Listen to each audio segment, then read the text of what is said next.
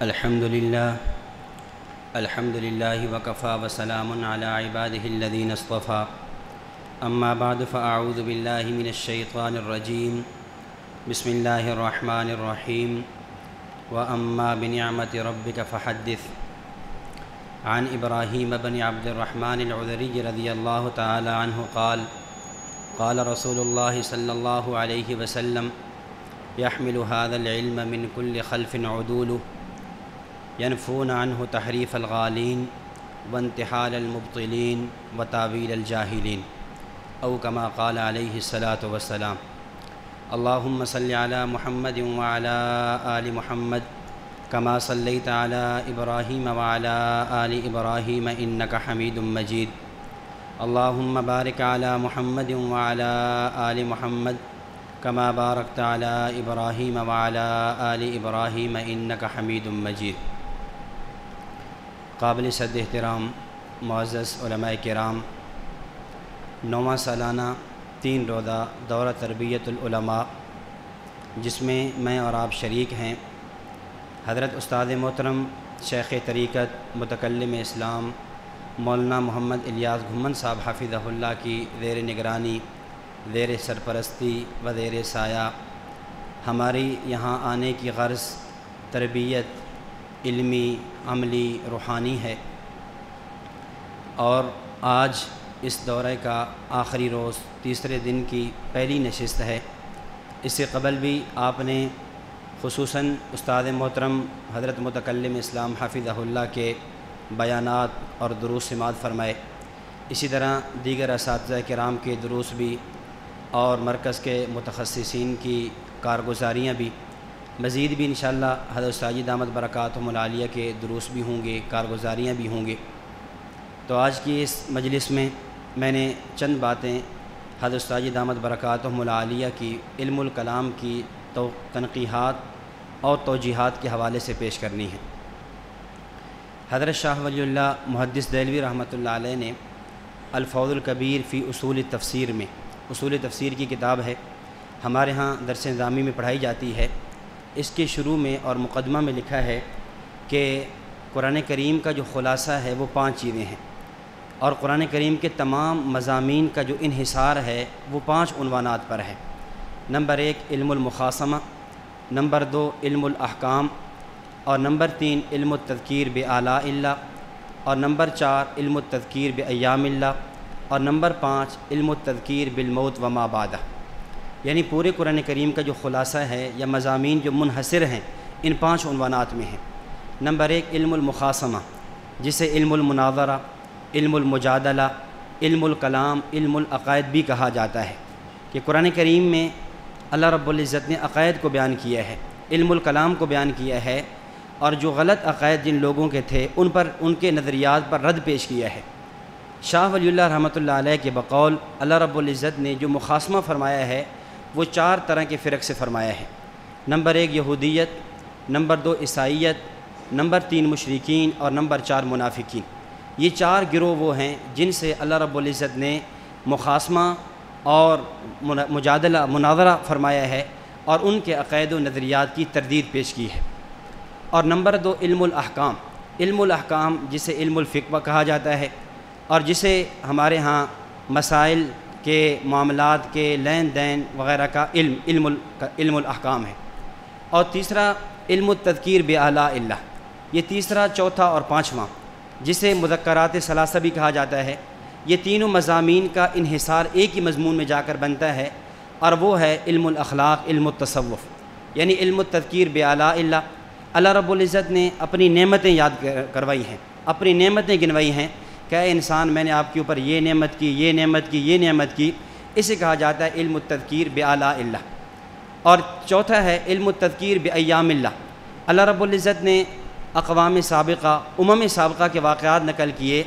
کہ قوم نوح، قوم عاد، قوم سمود، قوم لوط، قوم مدین،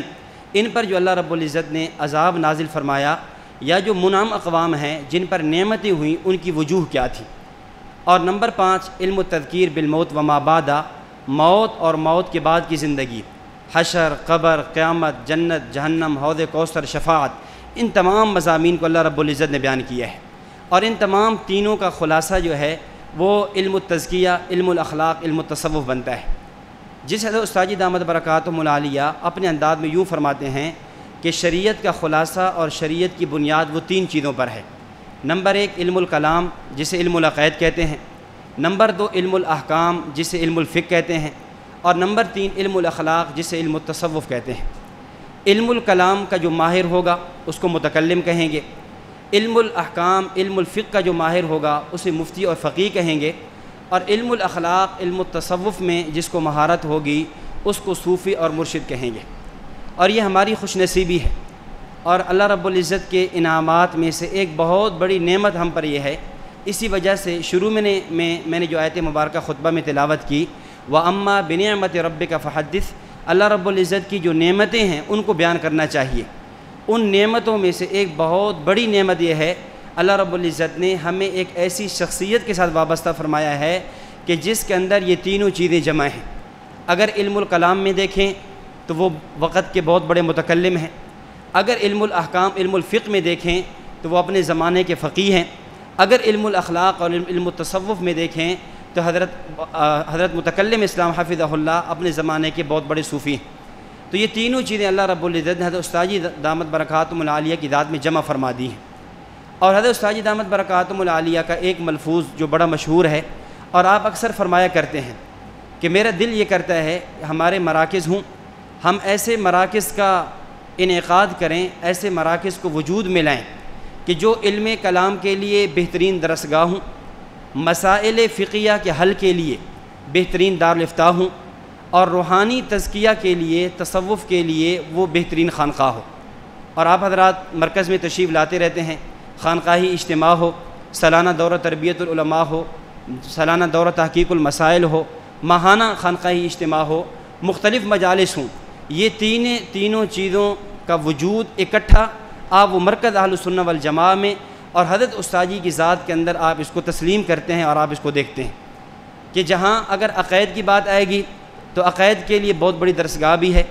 حضرت استاد جی دامت برکاتہم العالیہ کی تنقیحات، تشریحات، توضیحات موجود ہیں، مسائل فقہیہ دیکھیں گے تو دارالافتاء بھی ہے، اور اگر تصوف کی بات کریں گے تو بہترین خانقاہ بھی ہے۔ اس وقت یہ تینوں چیزیں حضرت استاد جی کی ذات میں جمع ہیں، لیکن حضرت استاد جی دامت برکاتہم العالیہ کی شہرت ایک اس اعتبار سے کہ علم الکلام میں آپ ماہر ہیں،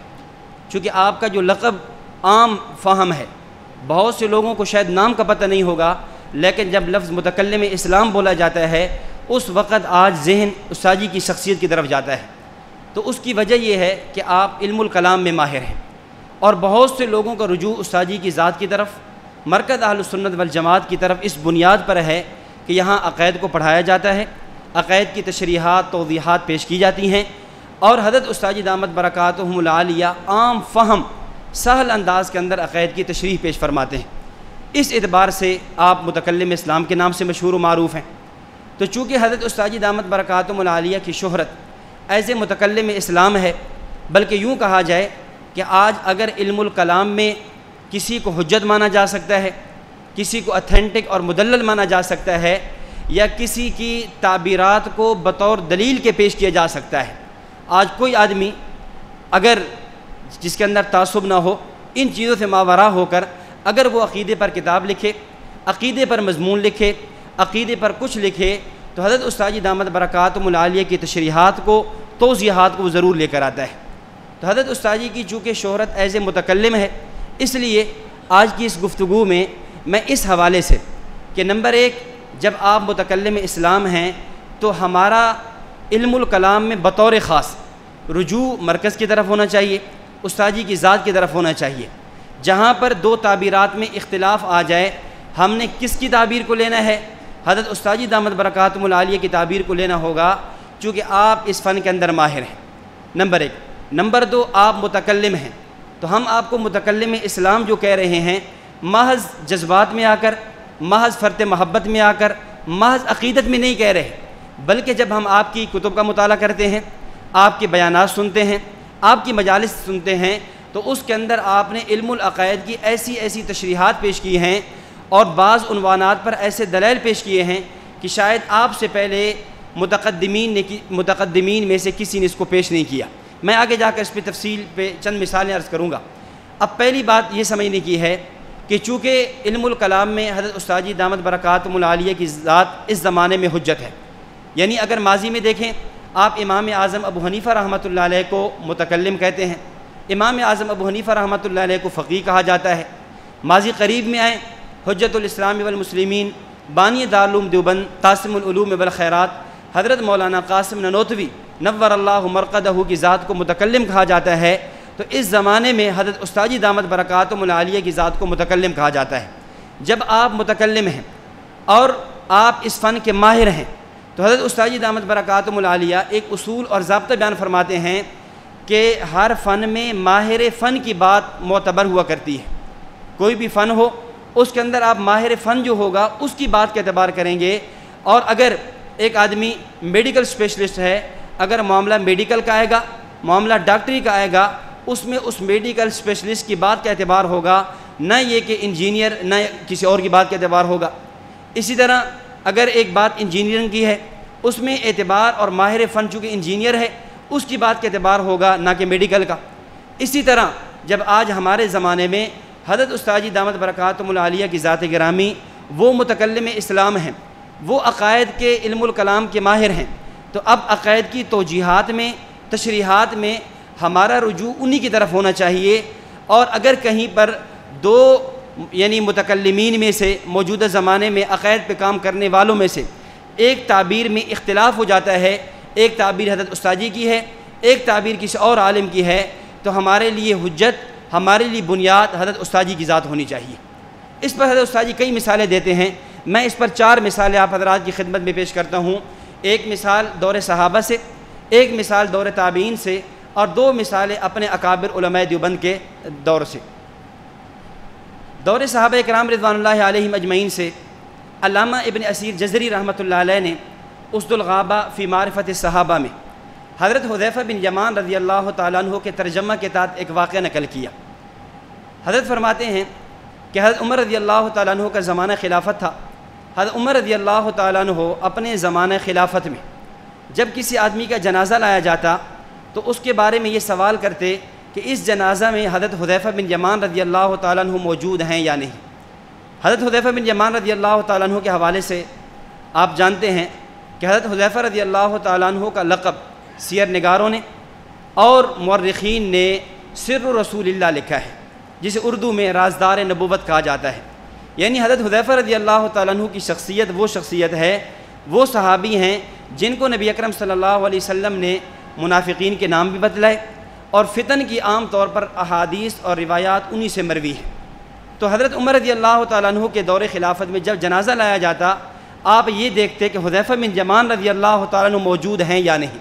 اگر حضرت حذیفہ بن یمان موجود ہوتے فصلی علیہ، آپ جنازہ پڑھ لیتے، وَإِن لَمْ يَحْضُرْ فَلَمْ يُصَلِّ، اگر حضرت حذیفہ بن یمان موجود نہ ہوتے آپ رضی اللہ تعالیٰ جنازہ نہ پڑھتے۔ کیوں؟ حضرت عمر رضی اللہ تعالیٰ عنہ باوجود فقاہت میں، تقوی میں، ورع میں، خلافت میں، تمام امور میں حضرت حذیفہ رضی اللہ تعالیٰ عنہ سے فائق ہیں، لیکن چونکہ اس علم کے ماہر کہ علم الفتن، منافقین کے نام، اس علم کی جو مہارت ہے وہ چونکہ سیدنا حذیفہ بن یمان رضی اللہ تعالیٰ عنہ کے پاس موجود ہے، تو اس کو دیکھتے ہوئے حضرت عمر رضی اللہ تعالیٰ عنہ حضرت حذیفہ کی ذات پر اعتماد کیا کرتے تھے۔ اس سے پتہ یہ چلا کہ کسی مسئلہ کے اندر بھی میں ماہر فن کی رائے کو ترجیح دی جائے گی، ماہر فن کی بات کا اعتبار کیا جائے گا۔ نمبر 2، دور تابعین میں اس کی مثال امام خطیب بغدادی رحمۃ اللہ علیہ نے تاریخ بغداد کے اندر امام اعظم ابو حنیفہ نعمان بن ثابت رحمۃ اللہ علیہ کا واقعہ نقل کیا۔ فرماتے ہیں کہ قال ابو حنیفہ، ایک مرتبہ امام صاحب رحمۃ اللہ علیہ فرمانے لگے کہ رأیت رؤیا افزعتنی، میں نے ایک خواب دیکھا اور میں وہ خواب دیکھ کر بہت زیادہ پریشان ہوا، اس خواب میں مجھے گھبراہٹ میں مبتلا کر دیا۔ تو خواب میں کیا دیکھتا ہوں؟ کأنی انبش قبر النبی صلی اللہ علیہ وسلم، خواب میں یہ دیکھ رہا ہوں کہ نبی اکرم صلی اللہ علیہ وسلم کی قبر مبارک شق ہوئی ہے اور میں آپ علیہ الصلاۃ والسلام کے اجزاء مبارک کو جمع کر رہا ہوں۔ اب میں خواب دیکھا، پریشان ہوا کہ احادیث تو یہ کہہ رہی ہیں ان اللہ حرم علی الارض ان تأکل اجساد الانبیاء، انبیاء کے جسموں کو زمین کی مٹی نہیں کھاتی، وہ تو محفوظ ہو جاتے ہیں۔ اور میں خواب میں کچھ دیکھ رہا ہوں۔ چنانچہ فأتیت البصرہ، امام صاحب فرماتے ہیں میں بصرہ آیا اور میں فأمرت رجلا ان يسأل محمد ابن سیرین، میں نے ایک آدمی کو بھیجا کہ آپ جائیں علامہ ابن سیرین رحمۃ اللہ علیہ سے جا کر اس خواب کی تعبیر پوچھیں۔ چنانچہ وہ آدمی علامہ ابن سیرین رحمہ اللہ کے پاس گیا اور جا کر خواب بتایا تو امام ابن سیرین رحمۃ اللہ علیہ نے خواب کی تعبیر یہ بتائی کہ فَكَأَنَّ هَذَا الرَّجُلُ يَنْبُشُ أَخْبَارَ النَّبِيِّ صلی اللہ علیہ وسلم، بظاہر خواب دیکھنے میں عجیب سا ہے لیکن اس کی تعبیر بہت مبارک ہے، تعبیر بہت عمدہ ہے۔ اس خواب کی تعبیر یہ ہے کہ تعبیر دیکھنے والا یہ آدمی نبی اکرم صلی اللہ علیہ وسلم کی سنتوں کو، آپ علیہ الصلاۃ والسلام کی احادیث سے مسائل مستنبط کر کے امت کے سامنے ایک ذخیرہ پیش کرے گا، تو یہ اس خواب کی تعبیر ہے۔ اب دیکھیں امام ابو حنیفہ رحمۃ اللہ علیہ، حالانکہ امام ابن سیرین رحمۃ اللہ علیہ سے مقام اور مرتبے بہت بڑے ہیں، لیکن جب بات علم التعبیر کی آئی ہے تو انہوں نے ماہر فن کی طرف رجوع کیا اور علامہ ابن سیرین رحمۃ اللہ علیہ کی طرف بندہ بھیجا کہ جو اس خواب کی تعبیر پوچھ کے آؤ۔ اب اس سے بھی یہی معلوم ہوا کہ آدمی کو ماہر فن کی طرف رجوع کرنا چاہیے۔ تیسری مثال اکابرین علماء دیوبند میں سے حکیم الامہ مجدد الملہ حضرت مولانا اشرف علی تھانوی صاحب رحمۃ اللہ علیہ کے ملفوظات میں ہے کہ حضرت تھانوی صاحب رحمۃ اللہ علیہ کے پاس ایک بندہ آیا، اس نے آ کر ایک سوال پوچھا، کہا حضرت بعض لوگ یعنی روافظ یہ اعتراض کرتے ہیں کہ حضرت عمر رضی اللہ تعالیٰ عنہ نے سیدہ فاطمہ الزہرا رضی اللہ تعالیٰ عنہ کے گھر کا دروازہ جلا دیا تھا اور سیدہ فاطمہ الزہرا رضی اللہ تعالیٰ عنہ کے پیٹ پر مکہ مارا، آپ کا حمل گرا دیا۔ یہ جو روایت مشہور و معروف ہے، اس کا صحیح تحقیقی اور مدلل جواب کیا ہے؟ تو حکیم الامہ مجدد الملہ حضرت مولانا اشرف علی تھانوی صاحب رحمۃ اللہ علیہ فرمانے لگے کہ اس کا جواب میں بھی دے سکتا ہوں، لیکن میری رائے یہ ہے اس کا بہترین جواب، مجھ سے اچھا جواب امام اہل سنت حضرت مولانا عبدالشکور لکھنوی صاحب دیں گے۔ آپ مولانا عبدالشکور لکھنوی صاحب اس وقت دامت برکاتہم تھے، آج رحمہ اللہ ہو گئے، آپ ان کی خدمت میں تشریف لے جائیں، ان سے جا کر پوچھ لیں۔ اب آپ دیکھیں یہ حضرت مولانا اشرف علی تھانوی صاحب رحمۃ اللہ علیہ اتنے بڑے تصوف، فقہ اور تفسیر کے امام، آپ کی اتنی زیادہ تالیفات، اتنی خدمات، اتنی ساری باتوں کے باوجود جب بات اس کی آئی ہے کہ رافضیت پہ مطالعہ کس کا زیادہ ہے، اس پہ مہارت کس کو ہے، اس کے لیے آپ نے مولانا عبدالشکور لکھنوی صاحب رحمۃ اللہ علیہ کی طرف ان کو بھیجا۔ تو یہ اس سے بھی معلوم یہ ہوا کہ ماہر فن ہی کی طرف رجوع کرنا چاہیے۔ چوتھی اور آخری مثال نقیب ختم نبوت رسالہ ملتان سے چھپتا ہے، اگست 2014 کا جو رسالہ ہے، شمارہ ہے، اس میں حضرت مولانا صدیق صاحب رحمۃ اللہ علیہ جو خیر المدارس کے استاذ تھے، شیخ الحدیث تھے، انہوں نے ایک واقعہ نقل کیا۔ واقعہ یہ ہے کہ ایک مرتبہ خیر المدارس کا سالانہ جلسہ تھا، اس جلسے میں بڑے بڑے اکابرین موجود تھے، امیر شریعت سید اللہ شاہ صاحب بخاری رحمۃ اللہ علیہ وہ بھی موجود تھے، حضرت مولانا خیر محمد جلندری صاحب رحمۃ اللہ علیہ وہ بھی موجود تھے۔ تو امیر شریعت سید اللہ شاہ صاحب بخاری رحمۃ اللہ نے بیان فرمایا، بیان کے بعد سوالات جوابات کی چٹیں آنا شروع ہو گئی۔ ایک چٹ آئی سوال کی اور اس میں یہ پوچھا گیا، حضرت یہ فرمائیں غیر مقلدین کی اقتداء میں نماز ہو جاتی ہے یا نہیں، غیر مقلدین کے پیچھے نماز درست ہے یا نہیں؟ تو امیر شریعت سید اللہ شاہ صاحب بخاری رحمۃ اللہ نے جواب دیا کہ نماز ہو جاتی ہے۔ مولانا خیر محمد جلندری صاحب رحمہ اللہ فرماتے ہیں میں اسٹیج پہ بیٹھا، میں بڑا پریشان ہوا کہ اب حضرت شاہ جی نے مسئلہ بھی بدلا دیا ہے، مسئلہ بظاہر ٹھیک بھی نہیں ہے، اب اس کی تردید بھی ضروری ہے۔ تو جب حضرت بیان سے فارغ ہوئے تو فرماتے میں کھڑا ہوا اور میں نے یہ بات کہی کہ امیر شریعت سید اللہ شاہ صاحب بخاری رحمۃ اللہ علیہ سے ایک سوال کیا گیا، ایک مسئلہ پوچھا گیا۔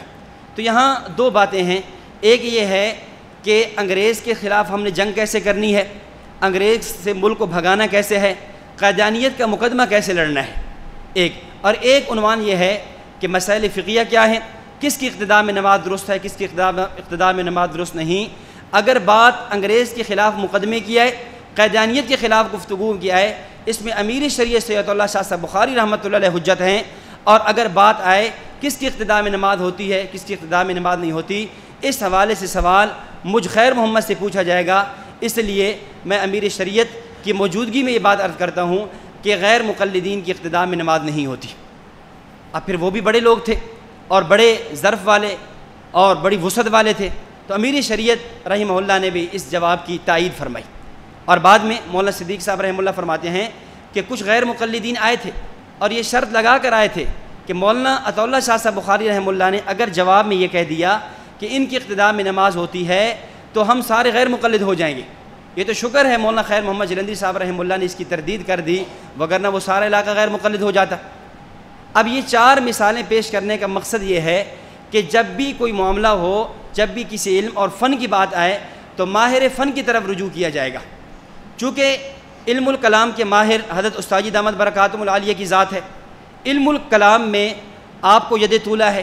آپ کو دسترس ہے، آپ کو مہارت تامہ ہے، تو ہم علم الکلام کی تعبیرات میں آپ ہی کی طرف رجوع کریں گے۔ اور یہ جو بات میں کہہ رہا ہوں کہ آپ علم الکلام کے ماہر ہیں، ممکن ہے کوئی آدمی اس کو میری ذاتی رائے پر محمول کر دے یا اس بات پر محمول کر دے کہ یہ میں چونکہ حضرت استاد جی کا شاگرد ہوں، حضرت استاد جی دامت برکاتہم العالیہ کا تربیت، حضرت استاد جی کی تربیت میں ہوں، تو شاید میں فرد محبت میں کہہ رہا ہوں اور فرد جذبات میں کہہ رہا ہوں۔ ایسا نہیں ہے، بلکہ آپ کو متکلمین ماہرین فن نے کہا ہے، ان لوگوں نے جن کے پاس علم ہے، جن کے پاس علوم پر مہارت ہے، جو اس زمانے کی وقت کی بڑی بڑی درسگاہیں سمجھی جاتی ہیں، ان لوگوں نے حضرت استاد جی دامت برکاتہم العالیہ کی ذات کو متکلم بھی کہا ہے۔ اور علم الکلام میں اگر کسی نے ان کی طرف رجوع کیا ہے تو انہوں نے حضرت استاد جی دامت برکاتہم العالیہ کی کتب کی طرف اور حضرت استاد جی کی ذات کی طرف ان کو لٹایا ہے۔ میں اس پہ زیادہ نہیں، اس پہ تو کئی مثالیں دی جا سکتی ہیں، میں اس پر بھی صرف 4 مثالیں پیش کرتا ہوں کہ اس زمانے میں کن کن لوگوں نے اور کن کن اداروں نے حضرت استاد جی کی ذات کی طرف رجوع کرنے کا علم الکلام میں حکم دیا ہے۔ جیسے ایک واقعہ مشہور ہے کہ ایک حجام تھا، اس نے ایک بادشاہ کی حجامت کی، تو بادشاہ کو حجامت بڑی پسند آئی، تو بادشاہ نے اس کو رئیس الحجامین کا لقب دے دیا کہ یہ آدمی جو ہے تمام حجامین کا سردار ہے۔ اب یہ بندہ گھر آیا بڑی خوشی خوشی، تو بیوی نے پوچھا کیا ہوا؟ کہتے ہیں مجھے بادشاہ وقت نے حجام کا لقب دیا ہے۔ تو بیوی نے بڑے کام کی بات کہی، کہتی ہے کہ بادشاہ نے لقب دیا ہے، بادشاہ تو اس فن کا ماہر ہی نہیں ہے، بادشاہ کو کیا پتہ حجامت کیا ہوتی ہے؟ مختلف حجامین جمع ہوتے، وہ آپ کو یہ لقب دیتے، پھر بات سمجھ آتی۔ تو پتہ یہ چلا کہ ماہرین فن لقب دیں تو اس لقب کا اعتبار ہوتا ہے۔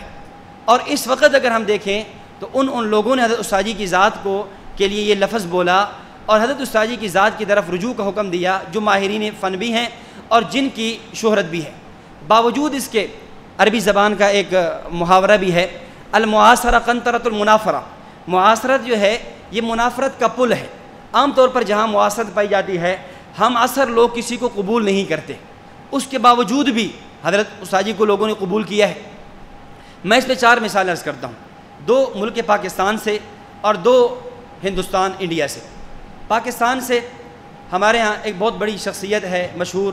حضرت مولانا پیر ذوالفقار احمد نقشبندی صاحب دامت برکاتہم العالیہ۔ ان کے افادات کو اور ان کے مواعظ کو کسی نے جمع کیا ہے، اس کا نام ہے سورۃ حجرات کے 60 فوائد۔ اس میں جہاں سورہ حجرات کے اور فوائد نقل کیے، اس آیت مبارکہ یا ایھا الذین آمنوا لا ترفعوا اصواتکم فوق صوت النبی، اس آیت کے تحت حضرت پیر ذوالفقار صاحب نے حیات النبی صلی اللہ علیہ وسلم کا عقیدہ مختصراً بیان فرمایا، اور اس کے بعد فرمانے لگے یہ ایک عقیدہ ہے، ہمارے ہاں ملک پاکستان میں کچھ لوگ اس کے منکر ہیں، اس عقیدے کو نہیں مانتے، انہیں مماتی، انہیں پتھری اور گجراتی کہا جاتا ہے، اور ویسے یہ عقیدہ مشکل ہے، لیکن ہمارے ہاں متکلم اسلام مولانا محمد الیاس گھمن صاحب حفظہ اللہ اس عقیدے کے اسپیشلسٹ ہیں، اس کے ماہر ہیں، اگر کوئی سمجھنا چاہے ان سے جا کر سمجھ لیں۔ اب پتہ یہ چلا کہ اتنی بڑی شخصیت، خلافت سے بھی انہوں نے نوازا، اور جب مسئلہ علم الکلام کا آیا ہے انہوں نے رجوع کے لیے حضرت استاد جی دامت برکاتہم العالیہ کی ذات کی طرف متوجہ فرمایا ہے۔ نمبر 2، زمانہ قریب ہی میں کچھ تقریباً 6-7 ماہ قبل حضرت استاد جی دامت برکاتہم العالیہ کی کتاب چھپ کر آئی ہے، حضرت امیر معاویہ بن ابی سفیان رضی اللہ تعالیٰ عنہ، 2 حصوں پر مشتمل ہے۔ نمبر 1 پہلے حصے میں حیات و خدمات اور دوسرے حصے میں اعتراضات و جوابات۔ یہ حضرت استاد جی دامت برکاتہم العالیہ کی بہت عمدہ کتابیں۔ کل زور کے بعد والی نشست میں استاد محترم مولانا محمد کلیم اللہ حنفی صاحب دامت برکاتہم نے بڑے تفصیل سے تعارف کرایا ہے۔ میں صرف یہ عرض کرنے لگا ہوں کہ اس کتاب کے چھپنے کے بعد اس پر بڑے بڑے لوگوں نے تبصرے کیے، مختلف لوگوں کے مضامین چھپے، مختلف رسائل میں آئے، جرائد میں آئے۔ ایک تبصرہ جو ختم نبوت لولاک رسالہ چھپتا ہے ملتان سے، انہوں نے اس پر جو تبصرہ نقل کیا وہ بڑا جاندار تبصرہ ہے. میں پورا تبصرہ نقل نہیں کرتا, اس کا ایک جملہ نقل کرنے لگا ہوں. ان میں وہ لکھتے ہیں کہ اس کتاب کی ثقاحت کے لیے اتنی بات ہی کافی ہے کہ یہ کتاب متکلم اسلام کی لکھی ہوئی ہے. اور پھر اگلی بات جو بہت عجیب لکھی, فرماتے ہیں کہ اس کتاب میں حضرت نے مشاجرات صحابہ کرام رضوان اللہ علیہم اجمعین کے عنوان کو نقل کیا. مشاجرات صحابہ کرام کے عنوان کو بڑی تفصیل سے بیان کیا ہے. اور مشاجرات صحابہ, آپ حضرات علماء ہیں, ہم جانتے ہیں کہ مشکل ترین باب ہے. علماء علم الکلام متکلمین نے اس کو مذلۃ الاقدام لکھا ہے کہ یہ ایسا باب ہے جس پہ جا کر بڑوں کے قدم پھسل جایا کرتے ہیں. یا تو آدمی مائل الی الرفض ہو جاتا ہے, یا مائل الی النواسب ہو جاتا ہے, یا تو حضرت علی رضی اللہ تعالیٰ عنہ کی محبت میں آ کر حضرت امیر معاویہ پر تنقید کر دی اور رافضیت کی طرف میلان چلا گیا, یا سید امیر معاویہ رضی اللہ تعالیٰ عنہ کی محبت میں آ کر حضرت علی کی پر تنقید کر دی تو نواسب کی طرف میلان چلا گیا. اتنا مشکل ترین باب ہے, اور وہاں الفاظ ہیں ماہنامہ الولاق کے, یہ مشکل ترین پل ہے. اس پل کو متکلم اسلام مولانا محمد الیاس گھمن نے بڑی آسانی کے ساتھ عبور کیا ہے. تو یہ دو حوالے ملک کے پاس, اس کے علاوہ بہت زیادہ ہیں. میں صرف وہ نقل کر رہا ہوں جو آج کتابی شکل میں موجود ہیں, وگرنہ تو اکابرین بڑے بڑے علماء کی جو استاد جی دامت برکاتہم العالیہ کے بارے میں خیالات ہیں, ان کی ویڈیو کلپس موجود ہیں, وہ ایک بڑی تفصیل ہے. دو انڈیا سے میں پیش کرتا ہوں. دارالعلوم دیوبند ہمارا مادر علمی, ہماری بنیادی درسگاہ, عقائد میں مسائل میں حجت اتھینٹک بنیاد دارالعلوم دیوبند ہے. دارالعلوم دیوبند میں ویب سائٹ پہ آج بھی سوال موجود ہے. دارالعلوم دیوبند والوں سے سوال پوچھا گیا نماز میں قرات کے بارے میں, فقہی مسئلہ پوچھا گیا, انہوں نے جواب دیا. جواب دینے کے بعد نفس مسئلہ بتا دیا. پھر آگے انہوں نے لکھا کہ مزید اگر اس کی آپ کو تفصیل چاہیے, اس کی تفصیل دیکھنے کے لیے متکلم اسلام مولانا محمد الیاس گھمن صاحب کی کتاب نماز اہل السنت کی طرف آپ رجوع فرمائیں. آپ اندازہ فرمائیں دارالعلوم دیوبند جو ہماری بنیاد ہے, وہ دارالعلوم دیوبند اس میں ریفر کر رہا ہے کس کی طرف؟ حضرت استاد جی کی کتاب کی طرف. حالانکہ نماز اہل السنت پر پہلے بھی تو کتابیں لکھی گئی, لیکن چونکہ انصاف, امانت اور دیانت کا تقاضا یہ ہے, جس طرح میں نے عرض کیا حکیم الامہ مولانا اشرف علی تھانوی صاحب رحمۃ اللہ علیہ سے بندہ مسئلہ پوچھتا ہے, باوجود اس کے کتنے بڑے عالم ہیں, لیکن کسی طرف رجوع کا حکم دے رہے ہیں کہ آپ جائیں مولانا عبدالشکور لکھنوی سے جا کر پوچھیں. اب دارالعلوم دیوبند بھی رجوع کہہ رہا ہے کہ آپ اس مسئلے کی تفصیل جاننا چاہیں, حضرت مولانا متکلم اسلام مولانا الیاس گھمن صاحب حافظہ اللہ کی کتاب نماز اہل السنت کا مطالعہ فرمائیں. نمبر 4, مظاہر علوم سہارنپور. ہمارے ہاں انڈیا میں 3 درسگاہیں مشہور ہیں, دارالعلوم دیوبند, مظاہر علوم سہارنپور, ندوۃ العلماء لکھنؤ. تو دارالعلوم دیوبند کا حوالہ میں نے عرض کر دیا. نمبر 2, مظاہر علوم سہارنپور. مظاہر علوم سہارنپور کے ایک عالم ہیں مولانا شاہد سہارنپوری صاحب دامت برکاتہم العالیہ. انہوں نے کتاب لکھی ہے, بڑی تفصیلی کتاب ہے, خدمات علماء مظاہر علوم سہارنپور, 6 جلدوں میں ہے. اس طرح حال ہی میں ان کی کتاب چھپی ہے جو حضرت مولانا عبدالحفیظ مکی صاحب رحمۃ اللہ علیہ کی سوانح پر مشتمل ہے. اس میں انہوں نے ایک بات نقل کی, فرماتے ہیں کہ مولانا عبدالحفیظ مکی صاحب رحمۃ اللہ علیہ یہ خلیفہ ہیں شیخ الحدیث مولانا محمد زکریا کاندھلوی رحمۃ اللہ علیہ کے. شیخ الحدیث مولانا محمد زکریا کاندھلوی رحمۃ اللہ علیہ یہ خلیفہ ہیں حضرت مولانا خلیل احمد صاحب سہارنپوری رحمۃ اللہ علیہ کے. اور مولانا خلیل احمد سہارنپوری صاحب رحمۃ اللہ علیہ وہ شخصیت ہیں جن کی کتاب المحند علی المفند موجود ہے. جب حسام الحرمین لکھی گئی, اس کا پس منظر ہے, اس پہ حضرت استاد جی کا پورا بیان بھی موجود ہے, حضرت استاد جی کے المحند المفند پر حاشیہ بھی موجود ہے, حضرت استاد جی کی کتاب المحند المفند پر اعتراضات کی علمی جائزہ وہ بھی موجود ہے. میں صرف اشارے کر رہا ہوں, تفصیل آپ حضرت استاد جی کی کتب میں اور آپ کے بیانات میں کتب میں پڑھ سکتے ہیں, بیانات میں سن سکتے ہیں. تو فرمانے لگے کہ مولانا خلیل احمد سہارنپوری صاحب رحمۃ اللہ علیہ نے المحند علی المفند لکھی, اور اس المحند علی المفند کا حاشیہ اور ملک پاکستان میں اگر اس کو کسی نے داخل نصاب کیا, اس کو مشہور و معروف کیا, اور باضابطہ طور پہ اگر کسی نے پڑھایا ہے, اور شیخ الحدیث مولانا خلیل احمد سہارنپوری کی فکر کو کسی نے ترقی دی ہے, تو وہ مولانا محمد الیاس گھمن صاحب کی ذات ہے. اب یہ دیکھیں, تو میں نے عرض کیا کہ محمد متکلم اسلام کا آپ کا جو لقب ہے یہ ایسا نہیں ہے جس کو یوں کہہ دیا جائے کہ شاید آپ کے جیسے کچھ لوگ کہہ دیتے ہیں کہ یہ بس کوئی شاگردوں نے دے دیا, یہ کر دیا. وقت کی جو اساتین علم ہیں، بڑے بڑے ادارے ہیں، انہوں نے اس بات کو تعبیر کیا ہے۔ اب اس کے بعد اگلی بات جو میری گفتگو کا دوسرا حصہ اور بہت اہم حصہ ہے، جب ہم حضرت استاد جی کی ذات کو متکلم اسلام مانتے ہیں تو متکلم اسلام کس بنیاد پر مانتے ہیں؟ اس پر کہ بعض عقائد کی توجیحات، تنقیحات، تشریحات، توضیحات حضرت استاد جی نے ایسی پیش کی ہیں کہ آپ سے پہلے کسی اور نے پیش نہیں کی۔ نمبر 2، بعض آیات کو، بعض احادیث کو بطور استدلال کے آپ نے پیش کیا ہے، آپ سے پہلے کسی نے شاید پیش نہیں کیا۔ جس طرح محدث کبیر علامہ یوسف بن نوری رحمۃ اللہ علیہ نے معارف السنن شرح جامع ترمذی میں نقل کیا، کئی مقام پہ فرماتے ہیں کہ جب کسی حدیث کی شرح پیش کرتے ہیں تو شرح پیش کرتے ہوئے کہتے ہیں کہ لم یسبق الیہ احد، کہ اس آیت کی ایک شرح وہ ہے جو علامہ بدر الدین عینی نے پیش کی رحمہ اللہ، اس حدیث کی شرح وہ ہے جو علامہ عینی نے پیش کی، جو فلاں نے پیش کی، فلاں نے پیش کی، لیکن ایک شرح وہ ہے جو میرے استاد محترم خاتم المحدثین آیت فی الحفظ والاتقان حضرت علامہ انور شاہ صاحب کشمیری رحمۃ اللہ نے پیش کی ہے۔ یہ حدیث کی شرح وہ ہے جو علامہ شاہ صاحب نے پیش کی ہے، شاہ صاحب سے پہلے کسی نے سبقت نہیں کی، کوئی اور کسی اور کا قلم وہاں تک نہیں پہنچا۔ میں علامہ یوسف بن نوری رحمۃ اللہ علیہ کی اسی دلیل سے استعارہ لیتے ہوئے، آپ کی اسی جملے کو، اسی ملفوظ کو مستعار لیتے ہوئے، یہی جملہ حضرت استاد جی دامت برکاتہم العالیہ کے بارے میں عرض کرنا چاہوں گا کہ بعض عقائد کی توجیحات اور تنقیحات وہ ہیں، بعض اعتراضات خصوصاً دفاع صحابہ کرام رضوان اللہ علیہ مجمعین کے باب میں ہوں، عقیدہ توحید کے باب میں ہوں، عصمت انبیاء، حیات انبیاء علیہ الصلاۃ والتسلیمات کے باب میں ہوں، جو تنقیحات حضرت استاد جی نے پیش کی ہیں یا جو جوابات آپ نے دیے ہیں یا جس آیت کو، جس حدیث کو آپ نے بطور دلیل کے پیش کیا ہے، شاید آپ سے پہلے ہماری معلومات کی حد تک کسی نے پیش نہیں کیا۔ میں اس پر چند مثالیں عرض کرتا ہوں بڑے اختصار کے ساتھ تاکہ میں اپنی بات کو پورا کر سکوں اور اس پر چند نکات عرض کر سکوں۔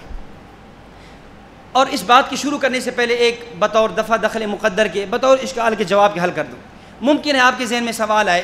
کہ بھئی حضرت استاد جی خود ہی تو فرماتے ہیں، حضرت استاد جی ہی کا تو ملفوظ ہے، ایک ہوتا ہے مسئلہ بنانا، ایک ہوتا ہے مسئلہ بتانا۔ مسئلہ بنانا یہ ہے کہ آدمی جو ہے ایسی بات پیش کر دے جو پہلے کسی نے پیش نہیں کر دی، یہ تو مسئلہ بنانا ہے۔ اور مسئلہ بتانا یہ ہے کہ پہلے جن جن اکابرین نے لکھ دیا ان کو نقل کر دیا جائے۔ تو مسئلہ ہم بتانے والے ہیں، ہم مسئلہ بنانے والے نہیں ہیں۔ تو پھر آپ خود کہہ رہے ہیں کہ بعض مقامات پہ بعض آیات کو آپ نے بطور دلیل کے پیش کیا ہے، آپ سے پہلے کسی نے پیش نہیں کیا، تو یہ تو مسئلہ بنانا ہوا اور یہ تو معیوب ہے۔ تو دیکھیں اس کی وضاحت سمجھیں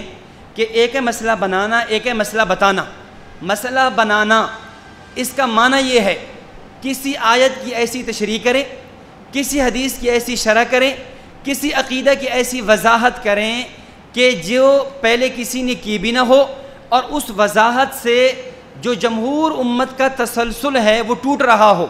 جمہور امت کا بیان کرتا عقیدہ اس پہ ضرب آ رہی ہو، جمہور امت کے بیان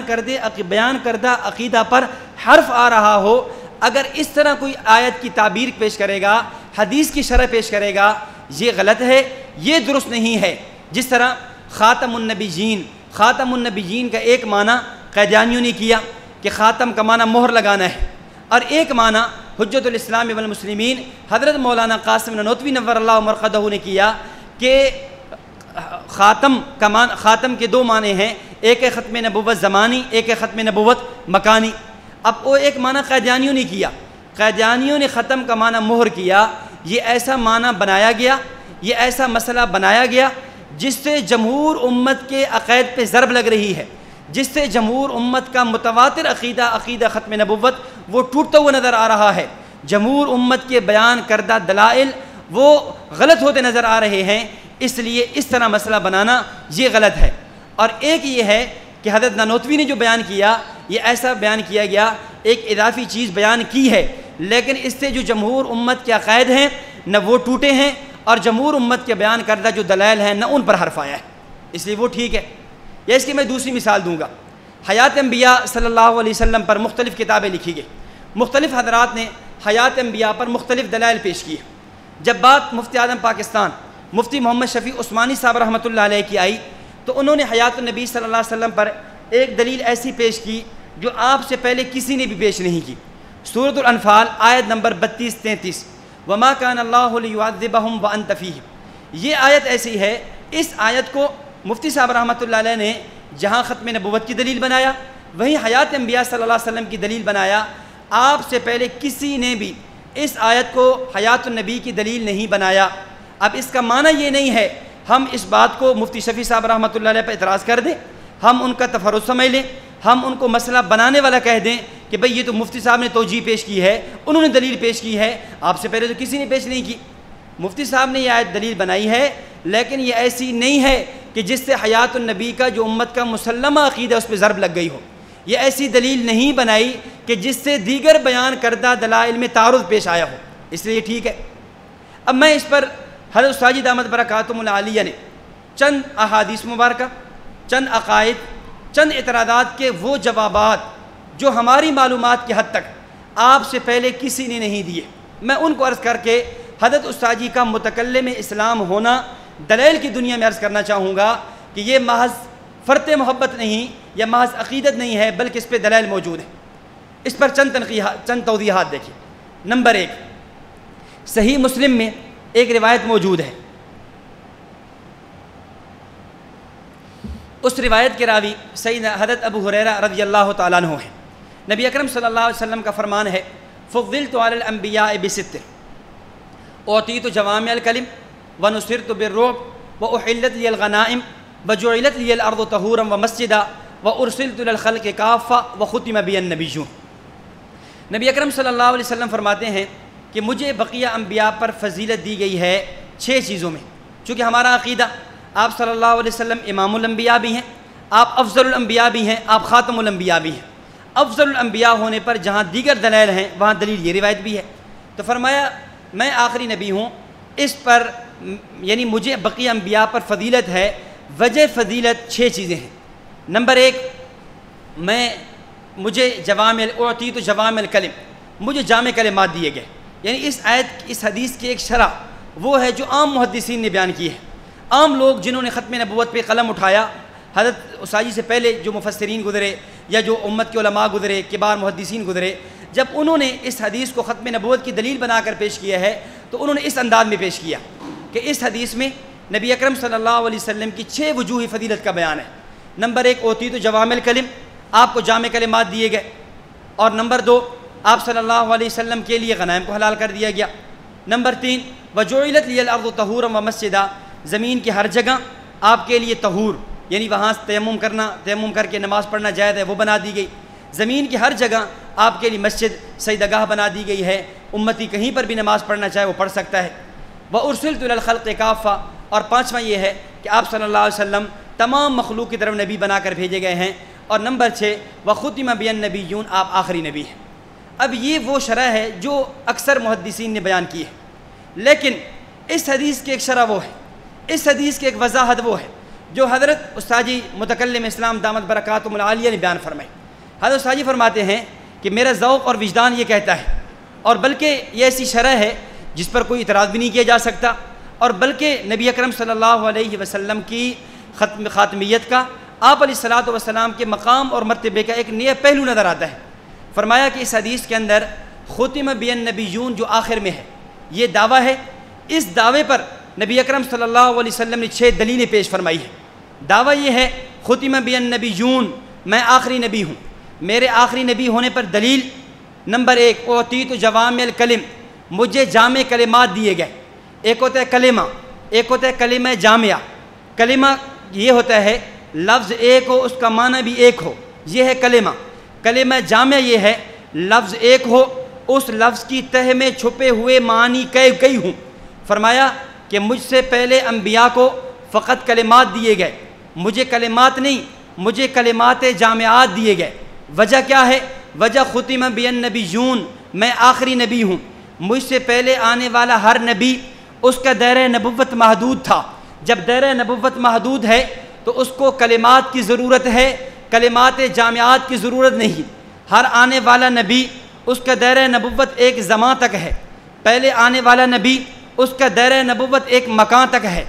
جب ان کا دائرہ نبوت ایک محدود ہے، ایک مکان تک ہے، ایک زمان تک ہے، تو ان کے لیے کلمات کافی تھے۔ کلمات کا معنی نبی ایک حدیث ارشاد فرمائیں، اس سے ایک مسئلہ مستنبط ہو جائے، بات سمجھ آ جائے۔ لیکن چونکہ میں آخری نبی ہوں، میرا دائرہ نبوت لامحدود ہے، میرا دائرہ نبوت لازمہ ہے، میرا دائرہ نبوت لامکاں ہے۔ میرے بعد قیامت کی صبح تک نہ کسی زمانے میں نبی، نہ کسی مقام نبی، نہ کسی جگہ میں نبی۔ جب میرا دائرہ نبوت لامحدود، لازمہ، لامکاں ہے تو مجھے کلمات کی نہیں، مجھے کلمات جامعات کی ضرورت ہے۔ مجھے ایسے کلمات کی ضرورت ہے کہ میری حدیث تو ایک ہو، جب اس سے فقہی مسائل نکالنا چاہے، اس سے فقہی مسائل اخذ کرنا چاہے، ایک حدیث ہوگی، اس سے وہ دسیوں سینکڑوں مسائل نکالتا چلا جائے گا۔ اور وجہ یہ ہے، پہلے انبیاء ان کا دائرہ نبوت محدود، تو ان کو کلمات دیے۔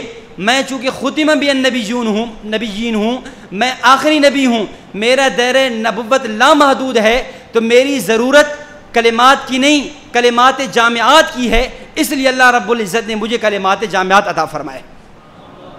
اب یہ ایک دلیل۔ اس طرح میں اس کی تفصیل تشریح میں نہیں جاتا، صرف میں اشارہ کر رہا ہوں۔ تفصیل کے لیے آپ حضرت استاد جی دامت برکاتہم العالیہ کی کتاب دروس الحدیث کی پہلی جلد کا مطالعہ فرمائیں۔ حضرت استاد جی کی پورا درس، پورا سبق جہاں حضرت استاد جی نے سرگودہ میں بیان کیا، اس کو یہاں لکھا گیا، نقل کیا گیا۔ اس میں پوری تفصیل کے ساتھ موجود ہے کہ ایک ایک جز کو حضرت استاد جی نے عقیدہ ختم نبوت کی دلیل کیسے بنایا ہے۔ اس طرح آگے فرمایا کہ نمبر 2، پہلا اوتیت جوامع الکلم، دوسرا فرمایا نصرت بالرعب، میری مدد و نصرت کی گئی روب کے ذریعے۔ ایک حدیث میں آتا ہے مسیرت شہر، یعنی میرا دشمن ایک مہینے کی مسافت پر ہوتا ہے تب بھی وہ مجھ سے مرعوب ہوتا ہے۔ اب آپ علیہ الصلاۃ والسلام کی کو جو ونصرت بالرعب، روب کے ذریعے آپ کی مدد کی گئی، اور پہلے انبیاء کرام علیہ الصلاۃ والسلام کی خصوصیت نہیں۔ وجہ کیا ہے؟ وجہ یہ ہے ان کا دائرہ نبوت محدود ہے، ایک بستی تک ہے، ایک زماں تک ہے، ان کے لیے اس چیز کی ضرورت نہیں تھی۔ چونکہ آپ کا دائرہ نبوت لامحدود ہے، لازمہ ہے، اس لیے آپ کے لیے اس کی ضرورت تھی، تو ونصرت بالرعب، روب کے ذریعے آپ کی مدد کی گئی۔ الغرض، خلاصہ یہ ہے کہ ختم بی النبیون یہ دعویٰ ہے، اس دعوے پر دلیل اوتیت جوامع الکلم، مجھے جامع کلمات دیے گئے۔ کیوں؟ اس لیے کہ میری ضرورت جامعات، کلمات جامعات تھی، میں آخری نبی ہوں۔ ختم بی النبیون دعویٰ ہے، دلیل نصرت بالرعب، روب کے ذریعے میری مدد کی گئی۔ کیوں؟ اس لیے کہ میں آخری نبی ہوں، میری ضرورت تھی روب کے ذریعے مدد کرنا۔ وَأُحِلَّتْ لِيَ الْغَنَائِمُ، میرے لیے مال غنیمت کو حلال کر دیا گیا۔ کیوں؟ ختم بی النبیون، میں آخری نبی ہوں، میری ضرورت یہی تھی کہ میرے لیے غنائم کو حلال کر دیا جائے۔ وَجُعِلَتْ لِيَ الْأَرْضُ طَهُورًا، اب یہاں استاد جی نے طہورہ کو الگ ذکر کیا، مسجدہ کو الگ ذکر کیا، جبکہ آپ سے پہلے محدثین نے طہورہ اور مسجدہ کو اکٹھا نقل کیا ہے۔ تو فرمایا میرے لیے ساری زمین وہ جائے طہور ہے، وہ جہاں تیمم کر کے نماز پڑھنا چاہیں، اگر وضو پانی موجود نہ ہو، مجبوری ہو، تو تیمم کر کے نماز پڑھی جا سکتی ہے۔ وجہ کیا ہے؟ چونکہ میرا دائرہ نبوت لامحدود ہے، میری امت کے افراد کو اس کی ضرورت پیش آئے گی، اس لیے ختم بی النبیون، میں آخری نبی ہوں۔ مسجدہ، اس کی دلیل ختم بی النبیون۔ وَأُرْسِلْتُ إِلَى الْخَلْقِ كَافَّةً، میں تمام مخلوق کی طرف نبی بنا کر بھیجا گیا ہوں۔ کیوں؟ اس لیے کہ ختم بی النبیون، میری ضرورت، میں آخری نبی ہوں، اور میرے بعد قیامت کی صبح تک کوئی نیا نبی پیدا نہیں ہوگا۔ اب یہاں دیکھیں استاد جی نے جو شرح پیش فرمائی ہے، آپ سے پہلے لم یسبق الیہ احد، شاید کسی کی نگاہ یہاں تک نہیں پہنچی۔ نمبر 2، دوسری اس پر مثال سمجھے۔ حضرت استاد جی دامت برکاتہم العالیہ کا ایک بڑا تفصیلی سبق موجود ہے تحذیر الناس پر۔ تحذیر الناس میں حضرت مولانا نانوتوی رحمۃ اللہ علیہ نے ایک فلسفہ چھیڑا، ختم نبوت کی ایک تشریح پیش فرمائی۔ ختم نبوت زمانی اور مکانی کی تقسیم کی ہے، جو آپ سے پہلے کسی نے بھی پیش نہیں کی اس انداز کے اندر۔ اس کی تشریح پیش کرتے ہوئے جب حضرت ساجد احمد برکاتہم العالیہ نے حضرت نانوتوی رحمۃ اللہ علیہ کے علوم کی وضاحت کی، اور یہ جو کہا جاتا ہے نا کہ حضرت مولانا الیاس گمن صاحب حضرت نانوتوی کے علوم کے شارح ہیں، ایسے نہیں ہیں، واقعتاً اللہ رب العزت نے ایسی فصاحت، ایسی بلاغت عطا فرمائی ہے، اللہ رب العزت نے وہ ملکہ عطا فرمایا ہے کہ آپ حضرت نانوتوی کے علوم کی صحیح معنوں میں ترجمانی کرتے ہیں۔ وگرنہ آپ دیکھیں، ایک وقت تھا آب حیات کو کوئی ہاتھ ہی نہیں لگاتا تھا، ایک وقت تھا تحذیر الناس کو کوئی چھیڑتا ہی نہیں تھا، الا یہ کہ جو بڑے بڑے علماء ہیں جو اس فن پہ کام کرنے والے ہیں وہ آج دیکھیں، یا ہمارے ہاں تخصص میں حضرت استاد جی جب اس عنوان کو پڑھاتے ہیں طلباء سمجھ لیتے ہیں، بشرطے کو سمجھنے والا ہو، توجہ سے سننے والا ہو، اس نیت سے پڑھنے والا ہو، سمجھ لیتے ہیں۔ اب اس پر حضرت نے جو شرح میں ایک دلیل پیش کی، دلیل پیش وہ کی کہ جسے مفتی اعظم بغداد علامہ آلوسی بغدادی رحمۃ اللہ علیہ نے تفسیر روح المعانی میں حضرت امی عائشہ صدیقہ رضی اللہ تعالیٰ عنہ کا ایک شعر پیش کیا ہے۔ امی عائشہ صدیقہ رضی اللہ تعالیٰ عنہ سے پوچھا گیا کہ مصر کی عورتوں نے حسن یوسف کو دیکھا، اپنی انگلیوں کو کاٹ ڈالا تھا، اگر مصر کی عورتیں حسن محمد کو دیکھتیں تو کیا کرتی؟ تو امی عائشہ رضی اللہ تعالیٰ عنہ نے جواب دیا اور فرمانے لگیں لواحی ذلیخۃ لو رأین جبینہ لأثرنا بالقطع القلوب علی الایدی، کہ مصر کی عورتوں نے حسن یوسف کو دیکھا، اپنی انگلیاں کاٹ ڈالیں، اگر یہی مصر کی عورتیں حسن محمد کو دیکھتی تو اپنے دلوں کو کاٹ ڈالتی۔ جب حضرت عائشہ رضی اللہ تعالیٰ عنہ نے یہ شعر پیش کیا، یہاں تک تو بات ہے علامہ آلوسی رحمۃ اللہ علیہ کی، اب یہ شعر دلیل ہے نبی اکرم صلی اللہ علیہ وسلم کے افضل الانبیاء ہونے کی، یہ شعر دلیل ہے آپ کے افضل الانبیاء افضل المرسلین ہونے کی، وہ کیسے ہے اور اس سے حضرت نانوتوی کے فلسفہ کیسے ثابت ہوتا ہے؟ اگلی تشریح حضرت استاذی کی ہے۔ حضرت استاذی فرماتے ہیں ایک بات تو یہاں تک ہو گئی کہ علامہ آلوسی نے شعر بیان کر دیا، بیان کرنے والوں نے بیان کر دیا، سننے والوں نے سن لیا، لیکن یہ شعر دلیل کیسے ہے؟ چونکہ حضرت استاذی کے ایک لقب وکیل حنفیت بھی ہے، وکیل کا کام ہے اپنے مقدمے پر دلیل پیش کرنا، اپنے قول پر دلیل پیش کرنا۔ میں اس شعر کو حضرت نبی اکرم صلی اللہ علیہ وسلم کے افضل الانبیاء ہونے کی دلیل بناتا ہوں۔ اب وہ دلیل کیسے بنے گی؟ حضرت استاذی فرماتے ہیں کہ دیکھیں حضرت عائشہ رضی اللہ تعالیٰ عنہ یہ جو فرما رہی ہے، حضرت نانوتوی رحمہ اللہ نے بھی بات لکھی کہ نبی اکرم صلی اللہ علیہ وسلم افضل الانبیاء ہیں۔ افضل الانبیاء ہونے کی ایک وجہ یہ بھی ہے کہ کمالات اوصاف آپ سے نکلتے ہیں اور دیگر انبیاء میں منتقل ہوتے ہیں، حسن ہو، علم ہو، جو بھی کمال ہو وہ اللہ کے نبی سے نکلے گا، دیگر انبیاء میں منتقل ہوں گے۔ چونکہ آپ ملجأ حسن ہیں، آپ معدن حسن ہیں، آپ بنیاد ہیں تمام کمالات کی، آپ مرکز ہیں۔ تو حضرت استاذی دامت برکاتہم فرماتے ہیں کہ دیکھیں ایک ہے مرکز حسن، ایک ہے شاخ حسن، ایک ہے مرکز بدن، ایک ہے شاخ بدن۔ مرکز حسن وہ نبوت کی ذات ہے اور شاخ حسن وہ حضرت یوسف علیہ السلام ہے۔ چونکہ حسن اللہ کے نبی سے نکلا ہے، حضرت یوسف کو ملا ہے، اور انسانی اعضاء میں ایک مرکز بدن ہے، ایک شاخ بدن ہے۔ مرکز بدن وہ دل ہے، شاخ بدن وہ ہاتھ ہے، پاؤں ہے، دیگر اعضاء ہیں۔ تو فرمایا مصر کی عورتوں نے جب شاخ حسن یوسف کو دیکھا، شاخ بدن ہاتھوں کو کاٹ ڈالا، اگر یہی عورتیں مرکز حسن امام الانبیاء صلی اللہ علیہ وسلم کو دیکھتی تو مرکز بدن اپنے دلوں کو کٹا ڈالتی۔ اب آپ دیکھیں یہ ایسی توجیہ اور تشریح ہے لم یسبق الیہ احد، اس سے پہلے کسی نے بھی پیش نہیں فرمائی۔ نمبر 3، تیسری مثال اور تیسری اس پر دلیل کہ روافظ کی طرف سے ایک اعتراض بھی ہے، اور ایک بڑی مشہور معروف حدیث ہے جو تقریباً حدیث کی اکثر کتابوں میں موجود ہے، جسے حدیث عمار کہا جاتا ہے۔ نبی اکرم صلی اللہ علیہ وسلم نے حضرت عمار رضی اللہ تعالیٰ عنہ کو فرمایا تھا کہ ویھا عمار تقتلہ الفئۃ الباغیہ۔ اے عمار، بخاری کی روایت ہے، ایک مرتبہ مسجد نبوی کی تعمیر ہو رہی تھی، مختلف صحابہ کرام اینٹیں لے کر آ رہے تھے، لیکن حضرت عمار رضی اللہ تعالیٰ عنہ دو اینٹیں اٹھا کر لا رہے تھے۔ تو نبی اکرم صلی اللہ علیہ وسلم نے حضرت عمار کی اس خدمت کو سراہا اور فرمانے لگے ویھا عمار، عمار افسوس ہے آپ پر کہ تقتلہ الفئۃ الباغیہ، آپ کو ایک باغی جماعت شہید کرے گی، کہ تدعوہم الی الجنہ، یدعوہم الی الجنہ، کہ عمار ان کو جنت کی طرف بلائیں گے، اور ویدعونہ الی النار، اور وہ ان کو جہنم کی طرف بلائے گی۔ اب اس حدیث کی بنیاد پہ ایک بڑا مشہور اعتراض ہے، اور آج بھی سوشل میڈیا پہ یہ اعتراض بہت گردش کرتا ہے۔ اس کا تفصیلی جواب آپ دیکھنا چاہیں حضرت استاذی کی کتاب حضرت امیر معاویہ بن ابی سفیان رضی اللہ تعالیٰ عنہ کا دوسرا حصہ، اس میں آپ مطالعہ فرمائیں۔ اور اس پر جب رجب المرجب، پیچھے رجب المرجب 1444 ہجری، اس میں حضرت استاذی نے جو 3 دن کا سبق پڑھایا، جو تقریباً 8 گھنٹوں پر مشتمل سبق ہے، وہ ویڈیو کی شکل میں یوٹیوب پر احناف میڈیا پر موجود ہے۔ وہ آپ سماعت فرما سکتے ہیں۔ اس کی حدیث کی تشریح اور اس حدیث پر ہونے والے اعتراضات کے جوابات وہاں موجود ہیں۔ میں صرف اشارہ کرنے لگا ہوں اور وہ توجیہ عرض کرنے لگا ہوں جو حضرت استاد جی نے پیش کی ہے۔ اب اس حدیث پر اعتراض یہ ہے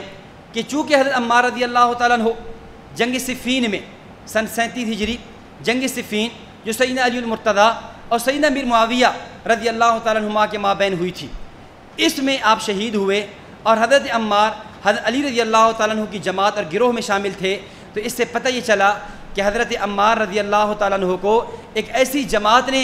شہید کیا ہے جو تیر آیا تھا وہ حضرت امیر معاویہ کی جماعت کی طرف سے آیا تھا، جس سے پتہ یہ چلتا ہے کہ حضرت امیر معاویہ رضی اللہ تعالیٰ عنہ اور آپ کی جماعت وہ فئہ باغیہ ہے، اور حدیث میں آپ پر باغی ہونے کا اطلاق کیا گیا ہے۔ اب یہ ایک مشہور اعتراض ہے۔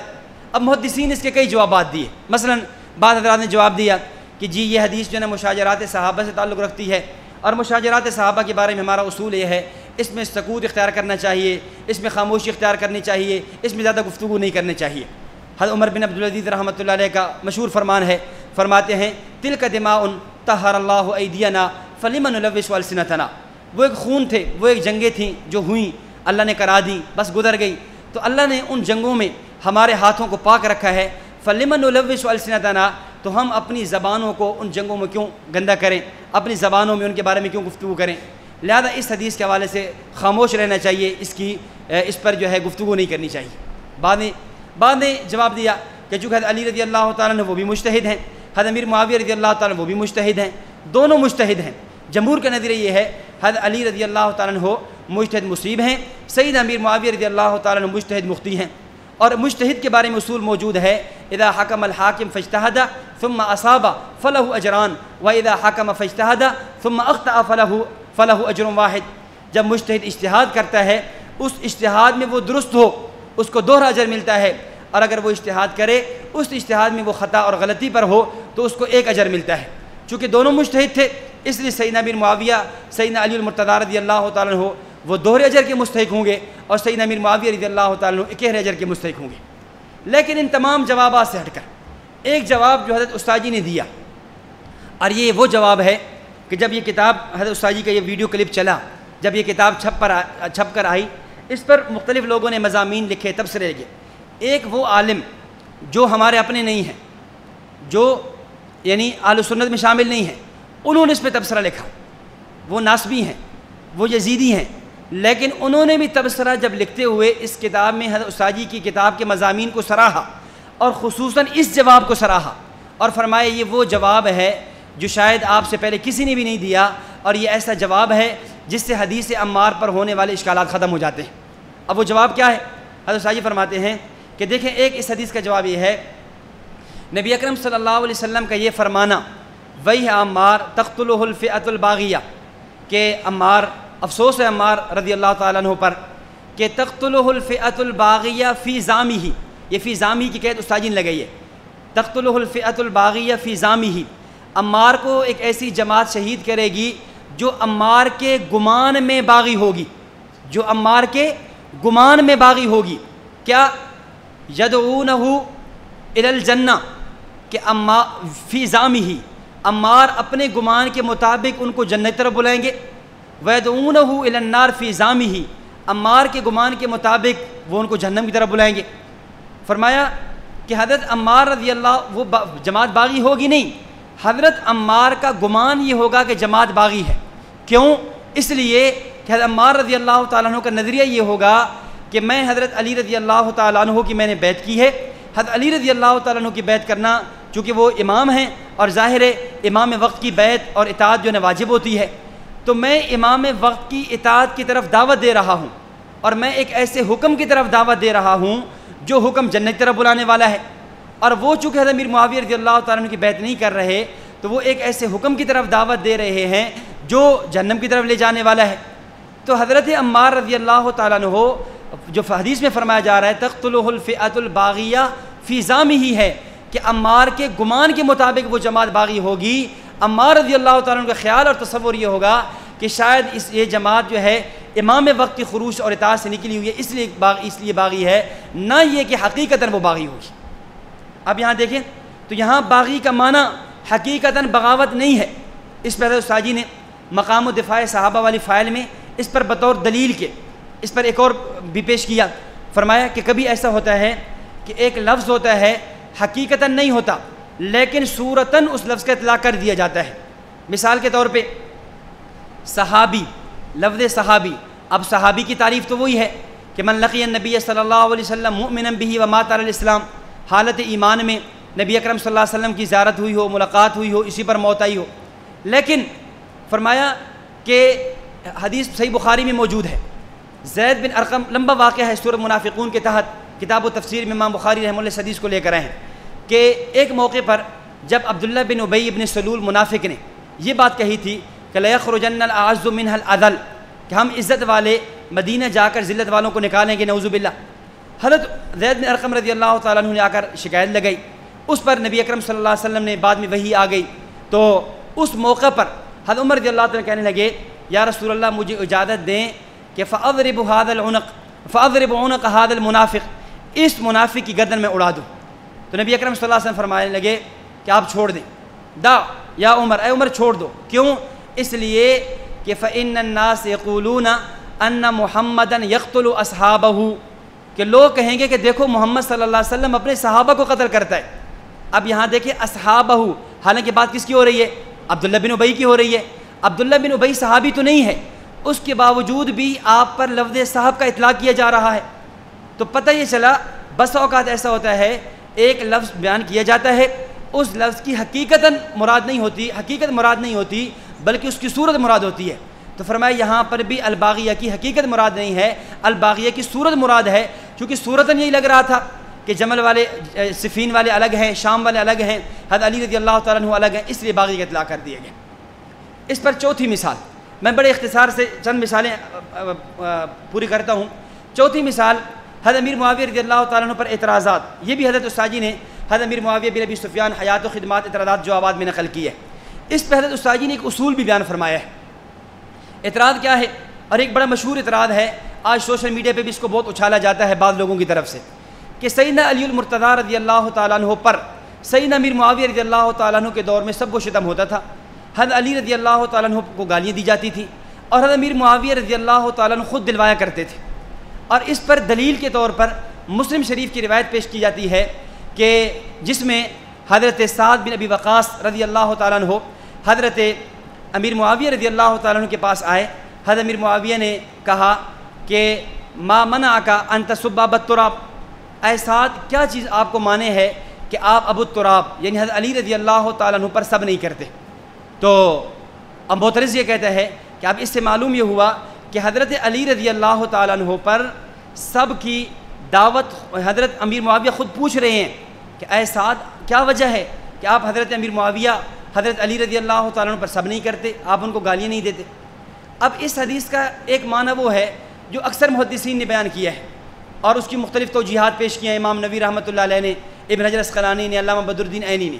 لیکن ایک اس حدیث کا جواب وہ ہے جو حضرت استاذی نے دیا ہے اور ایک اصول کی شکل میں دیا ہے. اور حضرت استاذی دامت برکاتہم العالیہ کے بیان کردہ اصول اتنے اہم اصول ہیں کہ اگر کسی ایک اصول کو لے لیا جائے، باذوق آدمی ہو، استاذی کے بیانات سننے والا ہو، استاذی کی فعلوں کو پڑھنے والا ہو، استاذی کی کتب کا مطالعہ کرنے والا ہو، وہ ایک اصول کو لے کر بیٹھے اور اس کی بنیاد پر وہ کئی اشکال حل کرتا چلا جائے. میں مثال عرض کرتا ہوں، کل استاذی کا جو نشست تھی کل 10:30 سے 11:30 کے بعد والی، اس میں صرف وقد کنتم من قبل، اب اس پر حضرت استاذی نے جو گفتگو فرمائی، اب آپ دیکھیں، یعنی میں بھی دیکھوں آپ دیکھیں، میں اپنے بارے میں عرض کروں گا کہ جو حضرت استاذی نے جو وضاحت اس آیت کی اس پر جو مثالیں پیش کی ہیں، استشہاد کے طور پر آیتیں پیش کی، وَأَمَّا السَّائِلَ فَلَا تَنْهَرْ، یہ آیتیں یہ اس سے پہلے ہم نے کبھی نہیں سنی. اب دیکھیں ایک آیت کی شرح یوں فرما دینا، اس طرح سے استاذی کو اصول بیان فرماتے ہیں. فرمایا اصول یہ ہے، کبھی ایسا ہوتا ہے کہ ایک لفظ ہوتا ہے، اس لفظ کے دو معنی ہوتے ہیں، معترض، مخالف، منتحل اور مبتل، شبہ پیش کرنے والا، وہ ایک معنی کو لے کر اعتراض کرتا ہے اور دوسرے معنی کو چھوڑ دیتا ہے.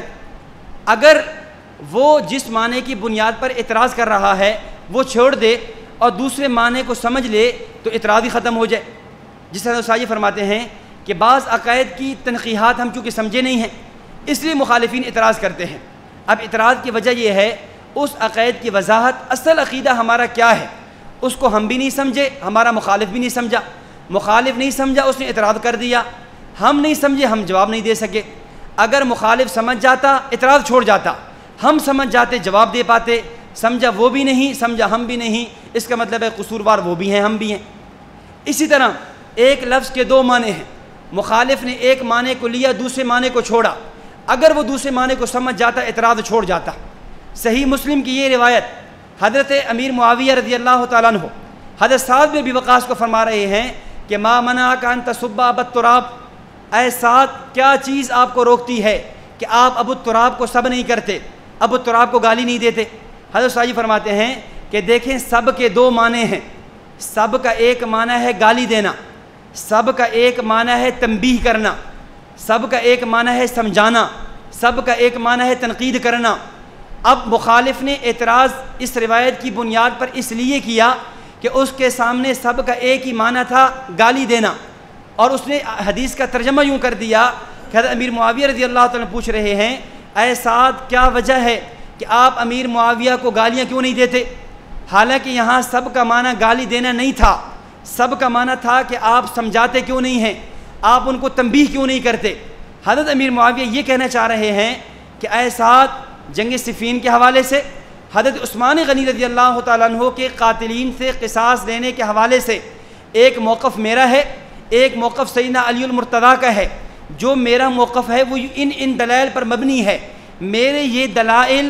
آپ حضرت علی کو سمجھاتے کیوں نہیں ہیں،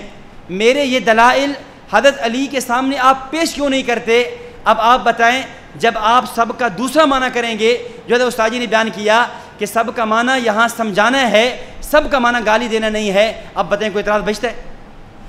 اور یہ ایسا نہیں ہے کہ جس کو ہم یہ کہہ دیں کہ صرف حضرت استاد جی نے بیان کیا شاید اس پر کوئی اس پر دلیل موجود نہیں ہے، نہیں اس پر مستقل دلائل موجود ہیں۔ اگر سب کا معنی حضرت استاد جی نے دوسرا لیا ہے یہاں پر کہ سب کا معنی گالی دینا نہیں ہے، سب کا معنی تنبیہ کرنا ہے، اس پر اور دلائل پیش کیے ہیں۔ مثلا مسلم شریف کی روایت ہے، حضرت معاذ بن جبل رضی اللہ تعالیٰ عنہ سے روایت ہے کہ نبی اکرم صلی اللہ علیہ وسلم نے ایک قافلہ روانہ فرمایا اور فرمایا کہ جب فلاں چشمے پر پہنچنا تو وہاں پر کوئی آدمی مجھ سے پہلے جا کر وہاں پانی نہ پیے۔ اب راوی کہتے ہیں صحابہ کا قافلہ پہنچا، نبی اکرم صلی اللہ علیہ وسلم بعد میں پہنچے، تو دو صحابہ کرام نے بھولے سے پانی پی لیا۔ اب نبی اکرم صلی اللہ علیہ وسلم جب پہنچے تو راوی کہتے ہیں فَسَبَّهُمَا النَّبِيُّ صلی اللہ علیہ وسلم، نبی اکرم صلی اللہ علیہ وسلم نے ان دونوں صحابہ کرام پر سب کیا۔ اب بتائیں کیا کوئی آدمی یہاں سب کا معنی گالی کر سکتا ہے؟ علیاذ باللہ کیا نبوت کی طرف گالی کی نسبت لازم آئے گی؟ تو ظاہر ہے یہاں پر سب کا معنی آپ کیا کریں گے؟ آپ نے ان کو ڈانٹا، آپ نے ان کو تنبیہ کی، جس طرح ہمارا عقیدہ انبیاء معصوم، صحابہ کرام محفوظ، فقہاء ماجور، ہم عصمت انبیاء کو مانتے ہیں، اس لیے یہاں معنی سب کا معنی گالی نہیں کرتے، چونکہ گالی دینا تو گناہ ہے، سب کا معنی تنبیہ کرنا کرتے ہیں۔ اسی طرح چونکہ ہمارا عقیدہ صحابہ کرام کی حفاظت کا بھی ہے اور دیگر روایات موجود ہیں حضرت علی اور حضرت معاویہ رضی اللہ تعالیٰ عنہما کے مابین محبت کے، تو یہاں پر بھی سب کا معنی گالی دینا نہیں ہوگا، سب کا معنی تنبیہ کرنا ہوگا۔ اس طرح اس پر حضرت استاد جی نے ایک اور دوسری دلیل پیش کی، فرماتے ہیں دیکھیں صحیح بخاری کی روایت ہے، آپ صلی اللہ علیہ وسلم نے دعا مانگی، فرمایا اللہم ایما مؤمن سببتہ او جلدتہ فاجعل لہا کفارۃ ورحمہ، یا اللہ میں بھی ایک بشر ہوں، میں بھی ایک انسان ہوں، اگر میں نے کسی کو سب کیا ہو یا میں نے کسی کو ناحق کوڑے مار دیے ہوں تو فاجعل لہا کفارۃ ورحمہ، تو یہ اس کے لیے کفارہ اور رحمت بنا دے۔ اب ظاہر ہے امام الانبیاء صلی اللہ علیہ وسلم کسی کو گالی تو نہیں دے سکتے، تو یہاں سب کا معنی کیا ہے؟ میں نے کسی کو ڈانٹ دیا ہو، ناحق ڈانٹ دیا ہو، ناحق کوڑے مار دیے ہوں، تو یہ میرا ڈانٹنا اس کے لیے گناہوں کا کفارہ بنا دے۔ تو اس طرح یہ جو اصول ہے کہ سب کا کے دو معنی ہیں، یہ استاد جی نے بیان کیے۔ نمبر 4 چوتھی اس پر مثال، اور وہ بھی اسی اصول کی بنا پر سمجھ لیں۔ پچھلے دنوں ذی الحجہ میں حضرت استاد جی نے کورس کروایا سیدنا عثمان بن عفان رضی اللہ تعالیٰ عنہ حیات و خدمات اعتراضات و جوابات کے عنوان پر۔ حضرت استاد جی کی اس پر کتاب بھی فائل بھی ہے اور عنقریب انشاءاللہ کتاب بھی آ جائے گی۔ تو اس میں ایک اعتراض اٹھایا گیا حضرت عثمان رضی اللہ تعالیٰ عنہ پر، مشہور اعتراض ہے اعتراض یہ ہے کہ حضرت عثمان رضی اللہ تعالیٰ عنہ نے قرآن کریم کے مصاحف کو جلا دیا تھا، قرآن کے نسخوں کو جلا دیا تھا۔ اب ظاہر ہے قرآن کا جلانا یہ تو بڑا جرم ہے، تو حضرت عثمان غنی رضی اللہ تعالیٰ عنہ سے بڑا گناہ ہوا۔ اب اس کے مختلف محدثین نے اس کی مختلف توجیحات پیش کی ہیں، اس کے تسلیمی جوابات دیے ہیں، لیکن ایک جواب حضرت استاجی نے اسی اصول کو سامنے رکھ کر دیا ہے۔ حضرت فرماتے ہیں کہ دیکھیں حدیث بخاری کے الفاظ ہیں فَأَمَرَ أَن يُحْرِقَ، آپ نے حکم دیا کہ ان یحرق، اس کو جلا دیا جائے۔ اب حرق کے دو معنی ہیں، حرقہ کا ایک معنی ہے جلانا، اور حرق کا ایک معنی ہے کھرچنا اور چھیلنا۔ حرق کا ایک معنی ہے جلانا، اور حرق کا ایک معنی ہے کھرچنا اور چھیلنا، اور اس پر لغت بھی گواہ ہے۔ قاموس الوحید اٹھائیں، مصباح اللغات اٹھائیں، ان تمام میں دونوں معنی لکھے ہیں کہ حرق کا معنی جلانا بھی آتا ہے، اور حرق کا صلہ با آ جائے، بالحدید کے ساتھ آ جائے تو پھر حرق کا معنی کھرچنا اور چھیلنا بھی آتا ہے۔ حضرت ساجی فرماتے ہیں یہاں فَأَمَرَ أَن يُحْرِقَ،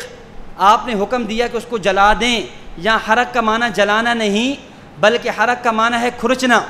حرق کا معنی ہے چھیلنا۔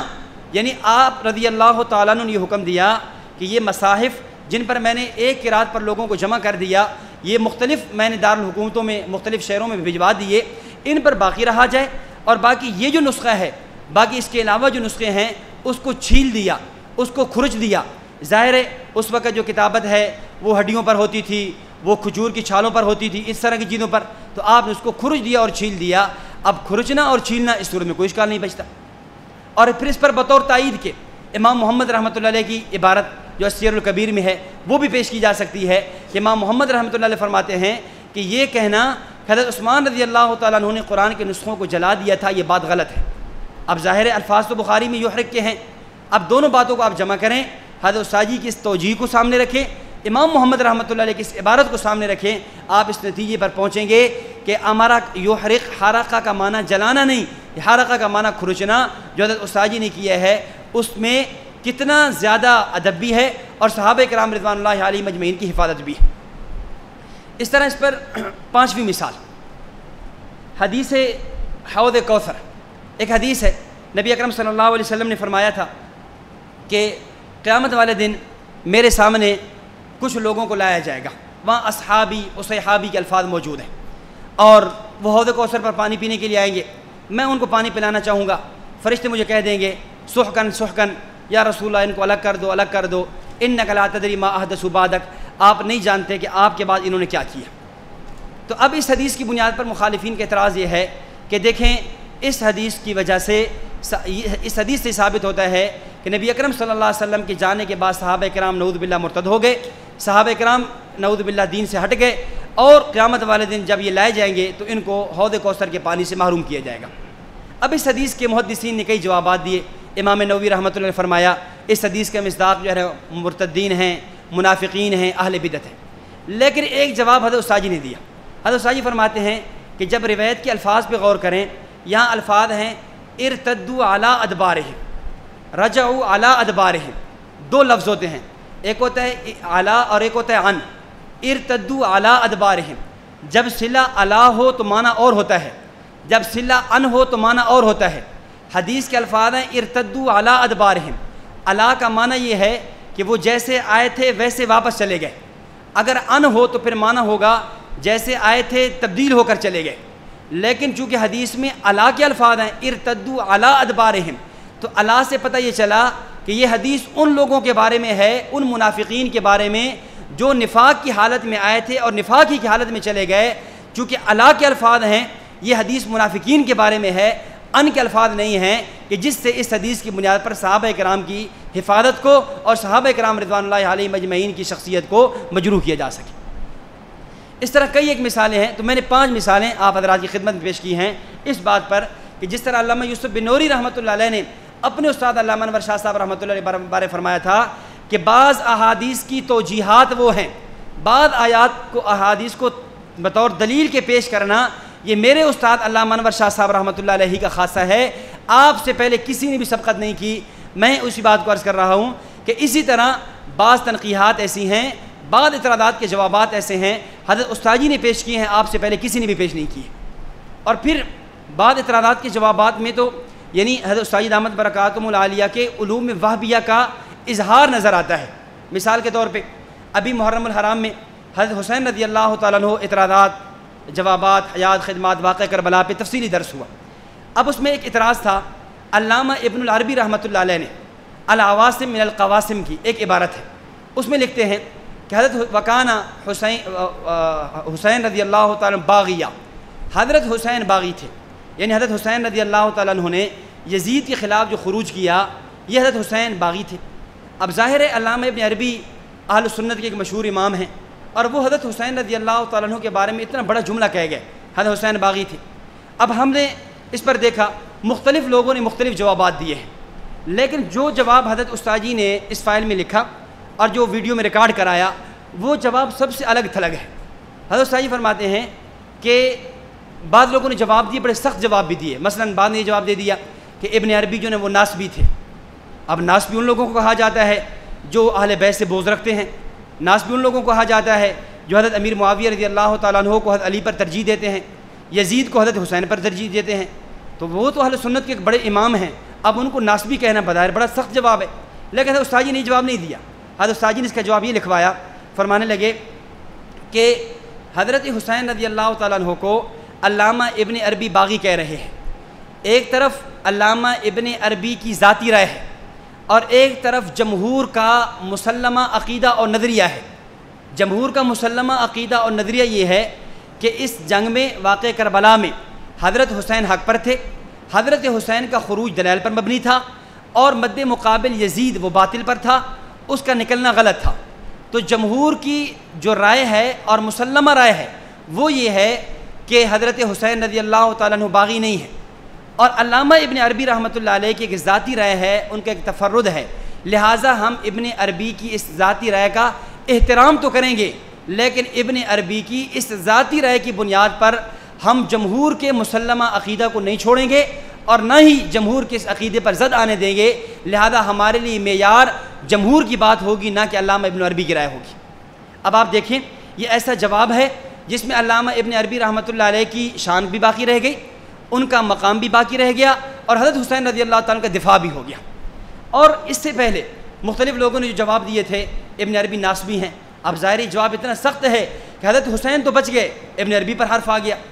اور عجیب اتفاق یہ ہے کہ بعد میں ایک دفعہ حضرت مولانا قاضی مظہر حسین صاحب رحمۃ اللہ علیہ کی کتاب خارجی فتنہ میں وہ پڑھ رہا تھا، اس کے اندر اس جواب کا رد بھی کیا گیا کہ بعض لوگوں نے جو حضرت امام ابن عربی کو ناسبی کہہ دیا ہے یہ ان کا ناسبی کہنا ٹھیک نہیں ہے، اس لیے اس عبارت کی کوئی اور توجیہ پیش کرنی چاہیے۔ اب میں حیران ہوا کہ دیکھیں واللہ عالم استاد جی کے سامنے اس وقت یہ عبارت تھی یا نہیں تھی، لیکن حضرت استاد جی نے ایسا جواب دیا کہ اگر یہ ابن عربی کے ناسبی ہونے والا جواب دے دیتے تو ممکن ہے کل کلاں کوئی قاضی مظہر حسین صاحب رحمہ اللہ کی عبارت پیش کر کے اس جواب کو رد کر دیتا، لیکن آپ نے ایسی توجیہ پیش کی ہے کہ ابن عربی کا دفاع بھی ہو گیا اور ساتھ جو ہے اس عبارت کی وضاحت بھی ہوگی۔ تو اس طرح کئی ایک مثالیں ہیں میں نے آپ حضرات کی خدمت میں پیش کی ہیں، تو میں اپنی گفتگو کو سمیٹتا ہوں اور اپنی گفتگو کا خلاصہ دو جملوں میں پیش کرتا ہوں کہ میں نے یہ عرض کیا کہ چونکہ مرکز اہل سنت والجماعت میں عقائد بھی ہیں، دارالفتاء بھی ہے، خانقاہ بھی ہے، حضرت استاد جی دامت برکاتہم العالیہ کی ذات گرامی متکلم بھی ہیں، فقیہ بھی ہیں، صوفی اور مرشد بھی ہیں، لیکن چونکہ علم الکلام میں آپ کو مہارت ہے، علم الکلام میں آپ کی شہرت ہے، اور استاد جی کا بیان کردہ اصول کہ ہر فن میں ماہر فن کی بات کا اعتبار ہوتا ہے، اس پر میں نے 4 مثالیں آپ کی خدمت میں پیش کی تھیں اکابرین سے، صحابہ اور تابعین سے۔ جب علم الکلام میں استاد جی ماہر ہیں، اب علم الکلام میں، عقائد میں، فتن میں، فرق واللہ کے تعاقب میں ہمیں جو رجوع کرنا ہوگا حضرت استاد جی دامت برکاتہم العالیہ کی ذات کی طرف کرنا ہوگا۔ اس عنوان پہ ہم جب بھی مطالعہ کریں سب سے پہلے حضرت استاد جی کی فائل دیکھیں، حضرت استاد جی کی کتاب دیکھیں، حضرت استاد جی دامت برکاتہم العالیہ کو اس کا ویڈیو بیان دیکھیں۔ یعنی ایسا نہیں ہے، یہ اللہ رب العزت کسی شخصیت کو نوازتے ہیں کہ اس کی زبان سے نکلنے والا ایک ایک بول محفوظ ہو جائے۔ اگر ماضی میں یہ خصوصیت حکیم الامہ مولانا اشرف علی تھانوی صاحب رحمۃ اللہ علیہ کی تھی کہ ان کی زبان سے نکلنے والے مواعظ ہیں وہ کتابی شکل میں موجود، ملفوظات ہیں کتابی شکل میں موجود، خطبات ہیں کتابی شکل میں موجود، آپ کی تصنیفات موجود ہیں، اس طرح استاد جی کے بھی جتنے بھی سبق ہیں، دروس ہیں، دفاع صحابہ، دیگر عنوانات پر وہ سارے کے سارے محفوظ ہیں، ہم اس کو دیکھیں۔ اور نمبر 2، حضرت استاد جی دامت برکاتہم العالیہ کا متکلم اسلام ہونا ان کا علم الکلام میں ماہر ہونا محض یہ کوئی زبانی جمع خرچ نہیں ہے، زبانی بات نہیں ہے، بلکہ اس پر دلائل موجود ہیں۔ بعض احادیث کی شرح آپ نے ایسی پیش کی ہے آپ سے پہلے کسی نے پیش نہیں کی، بعض آیات کو آپ نے، بعض احادیث کو اس طور پر آپ نے بطور دلیل کے پیش کیا ہے کہ آپ سے پہلے کسی نے پیش نہیں کیا، اور اسی طرح بعض جوابات آپ نے وہ دیے ہیں کہ آپ سے پہلے کسی اکابر نے نہیں پیش کیے۔ میں نے اس پر 5 مثالیں عرض کی ہیں، ویسے میں نے 10 مثالیں عرض کرنی تھیں، وقت کی قلت کے پیش نظر 5 باتیں آپ کے سامنے آ گئیں، میں ان کا خلاصہ عرض کر دیتا ہوں۔ نمبر 1، فضلت علی الانبیاء بست، اس حدیث کو ختم نبوت کی دلیل جیسے استاد جی نے بنایا ہے، آپ سے پہلے کسی نے نہیں بنایا۔ نمبر 2، حضرت عائشہ رضی اللہ تعالیٰ عنہ کا شعر لواحی ذلیخۃ لو رأینا جبینہ، اس شعر کی جو شرح آپ نے پیش کی ہے اور اس کو افضل الانبیاء ہونے پر جو دلیل آپ نے پیش کیا ہے آپ سے پہلے کسی نے پیش نہیں کیا۔ اور نمبر 3، حدیث عمار تقتلہ الفئۃ الباغیہ، حضرت عمار رضی اللہ تعالیٰ عنہ کا یہ پر ہونے والا یہ اعتراض کہ آپ کو باغی جماعت شہید کرے گی، اس کا جو حل اور جو جواب آپ نے پیش کیا ہے آپ سے پہلے کسی نے بھی پیش نہیں کیا۔ اور نمبر 4، سب علی، حضرت امیر معاویہ رضی اللہ تعالیٰ عنہ کے دور میں حضرت علی پر جو سب ہوتا تھا، یا یہ جو مسلم کی یہ روایت ہے، مسلم کی اس روایت کی جو شرح اس انداز میں آپ نے پیش کی ہے آپ سے پہلے کسی نے پیش نہیں کی۔ اور نمبر 5، حدیث الحوض جو بخاری اور مسلم میں موجود ہے کہ نبی اکرم صلی اللہ علیہ وسلم کے حوض کوثر پر صحابہ کرام کو لٹا دیا جائے گا، اس میں صاحب کا معنی اور اس حدیث کی جو توجیہ آپ نے پیش کی ہے آپ سے پہلے کسی نے پیش نہیں کی۔ اس لیے اب اس وقت میں نے جو شروع میں آیت مبارکہ تلاوت کی تھی، وَأَمَّا بِنِعْمَةِ رَبِّكَ فَحَدِّثْ، اللہ رب العزت کی نعمتوں کو بیان کرنا چاہیے اور اللہ رب العزت کے اس انعامات کو قبول کرنا چاہیے۔ اور اس حوالے اگر ہمیں ایسی شخصیت مل جائے کہ جو علم الکلام کی ماہر ہو، علم الفقہ کی ماہر ہو، علم الاخلاق کی ماہر ہو، ایسی شخصیت اس کی قدر کرنی چاہیے، اس کی تعلیمات کو لینا چاہیے، اس کے علوم کو عام کرنا چاہیے اور اس کے علوم کو پھیلانا چاہیے۔ اللہ رب العزت سے دعا ہے کہ اللہ رب العزت صحیح معنوں میں ہمیں حضرت استاد دامت برکاتہم العالیہ کے علوم کو سمجھنے کی اور آگے سمجھانے کی توفیق عطا فرمائے، حضرت استاد کے علوم سے صحیح معنوں میں فیض یاب ہونے کی توفیق عطا فرمائے، حضرت استاد دامت برکاتہم العالیہ کا سایہ عاطفت تا دیر ہمارے سروں پر قائم و دائم فرمائے۔ وآخر دعوانا ان الحمد للہ رب العالمین۔